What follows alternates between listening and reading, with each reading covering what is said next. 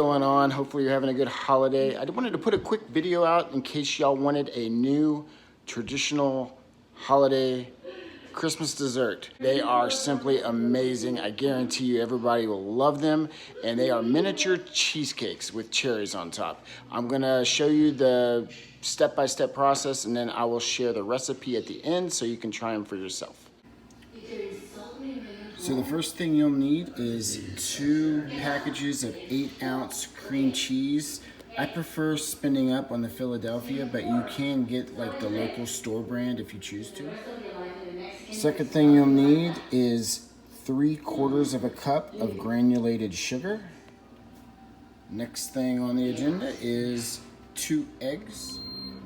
Next thing you'll need is 1 tablespoon of lemon juice. And it's up to you. You can squeeze your own juice out of some lemons, or I just buy the lemon juice. It's actually real. It's not imitation or anything. Lemon juice from the store. They sell it in the produce section, and that way you don't have to bother squeezing out lemons. Either way, make sure it's a tablespoon, not a teaspoon. And like I said before, I will be sharing the complete recipe on the paperwork at the end of this video. Next thing you'll need is 1 teaspoon of vanilla extract, and you can, if you choose to save a little bit of money, because this is not cheap, you can buy the imitation vanilla. It works just as well. However, I don't know, for me, I just happen to like the taste of the pure vanilla, not the imitation. So I spend up a little bit and get the pure vanilla, but either one will work, and you just need 1 teaspoon of that. Next thing you'll need is a box of vanilla wafers. I shop at the Kroger brand. It doesn't matter, they taste the same to me, but there is like the Vanilla Wafers brand or a store-bought brand, it doesn't matter, but you just need a box of these. And the last thing you'll need for the recipe is some cherry pie filling, which will act as the topper for the cheesecakes. The recipe originally only called for 1, but I tend to like extra cherries on my cherry cheesecakes, as many of you should probably do. So I get 2 cans, and sometimes I use 1.5, whatever, it all depends. But some cherry pie filling, I recommend getting a little bit extra just in case you want more cherries on top of the cakes. Set your oven to bake at 375 degrees. With the magic of YouTube video editing, here is what it'll look like after you beat all the cream cheese, the sugar, the eggs, the lemon juice, the vanilla. It should be light and fluffy. So pretty good consistency, not really any clumps of cream cheese anywhere. Pretty like silky smooth, I like to say. I guess another thing I should have mentioned that you will need, and I'll write it on the piece of paperwork, is the foil-lined cupcake pan. I don't know what they're called, cupcake tins. But you want to have, since the recipe calls for making 24, make sure you have at least 24. And here's your 2 pans. Right, so you put the cupcake holders inside each hole, and the reason why you use foil instead of paper is we've had some issues in the past where if we use just the decorative paper, when it's in the oven, like parts of the paper like start burning and like start like getting real like brown, and it just doesn't look good when it's presented at the table. It'll still work, but it just doesn't look kosher when you have it like sitting in front of you on the table, because parts of it will start turning brown and burning. So that is what you'll need for the liners. And then the next part is, as you can see, you put one of the vanilla wafers in the bottom of each tin, and I put the flat side down, that way it stays nice and flush, and put those in. So I got all 24 ready to go. Now we're going to start filling up the actual cupcake tins. Now it's kind of up to you. Like I mentioned before, I tend to like more cherries with my cheesecakes, so I'm not going to fill up these tins as high as this recipe actually says, because it calls for filling it up 3/4 of the way. Well, as it cooks, it also is going to rise just a tad, and the more it rises, the less cherry cheesecake filling on the top you could put. So I put mine right around like half. That way when it cooks, it leaves me enough cushion on the top for space to put more cherries. So it's kind of up to you and what you prefer on your taste and consistency on cherry to cheesecake ratio. But I put mine at half.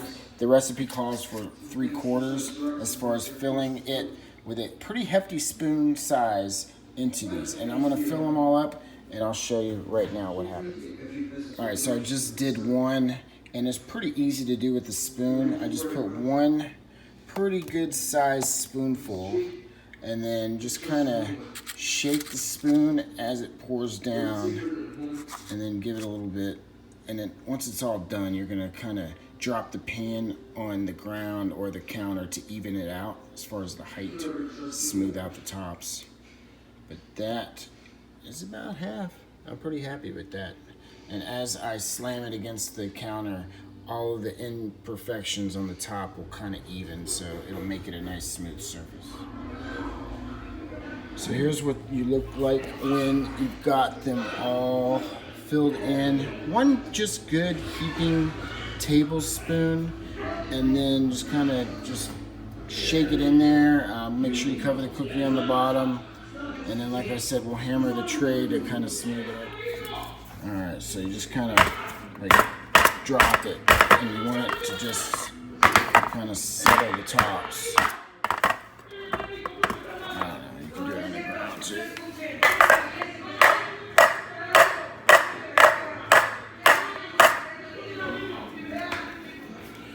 You get the idea. All right, so next we're gonna get them in the oven. It's at 375, good to go. And we're gonna let them bake for 15 to 20 minutes. What I'm looking for is there will be a slight brown tan top, and you'll start seeing it cook. It'll rise, and then you'll do the toothpick trick, which most of y'all already know. Get a toothpick, dab it right down into the middle of each cake, and if it comes out clean, then you know it's good to go. The final seconds. Now see how I only filled them up halfway and they rose that much?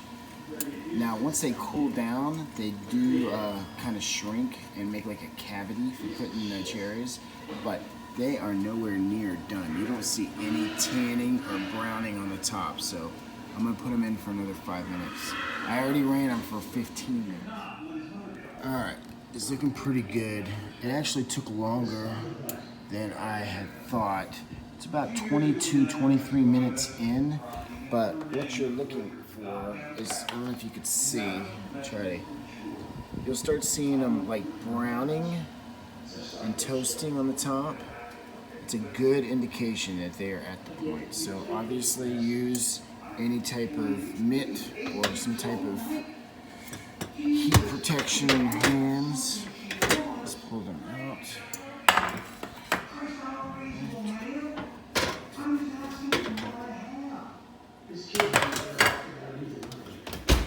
See how they're still kind of full? You're gonna see how they shrink down as they cool. So we're gonna let them cool for a while.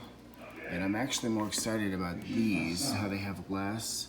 So definitely consider maybe putting 40% of the filling in there instead of half, because we wanna have room for the cherries on top, so they don't fall out of the tins. You want them to stay confined within the corrugated linings of the tin.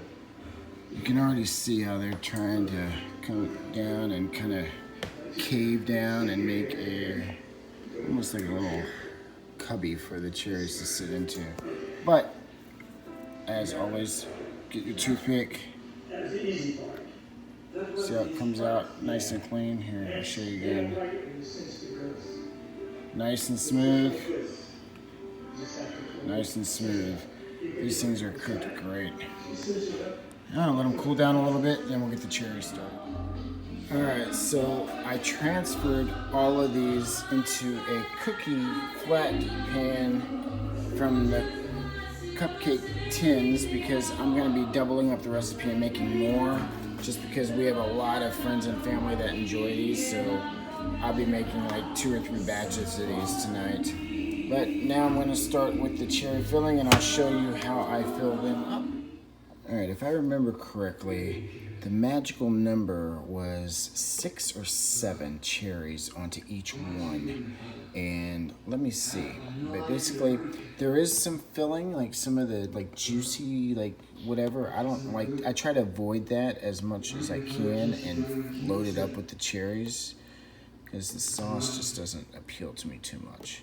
So this is kind of hard to record, but I think the magical number is 7, 6 or 7. We'll see what happens. Let's see how it's filling up that cavity pretty good. And then I'm gonna go ahead and just start nailing these out and see how many I can get done with one of these cans. That way you can gauge for yourself how many you think you'll need for your own recipe. So here they are. I put 5 cherries with a little bit of topping. Can's empty, so 1 can per 16, and that's what they look like. And here we go, finished product, guys. How awesome do those look? Now, although you just finished putting all the cherries on them, you still gotta wait. As terrible as that sounds, and trust me, I'm fighting the urges too. There's a trick to this. Once they're finished, you want to put them in the refrigerator and chill them, because what it does is it makes it easier after they've been chilled for the actual cheesecakes to peel away or like fold out from the cupcake tins. If you don't let them chill, then what happens is you eat them right away, but when you peel back the cupcake tins, the cheesecake still like adheres or sticks to the actual tins. So it kind of is a little bit messy, and you don't get as smooth of a bite, because you got, cheesecake sticking all over everywhere and whatever. So you get the point. You want to chill it for, I don't know, what does it say? It just says chill in the recipe here, but I want to say you chill them overnight, and the next day you're good to go. And what I like to do each holiday, whether it be Christmas, Valentine's Day, if you want to, for your significant other, or it doesn't matter, any excuse to make these really. I usually will either get these, or I'll go to the dollar store and get those holiday tins and put about, usually you make like a circle and put one in the middle. So like 7, I think, will fit in like a round 10. And that's like the perfect amount, so people can get good taste for the whole family, and then whoever likes them gets double or whatever. But it's not so many that they actually won't eat them all. They'll devour them in a couple days, and everybody will like them. So hopefully I'll put these back in. I'll put them in the fridge now, make some space, chill them overnight, and then I'll be good to go. Hopefully y'all had a good time learning how to make these. And now let me put a screenshot of the written recipe.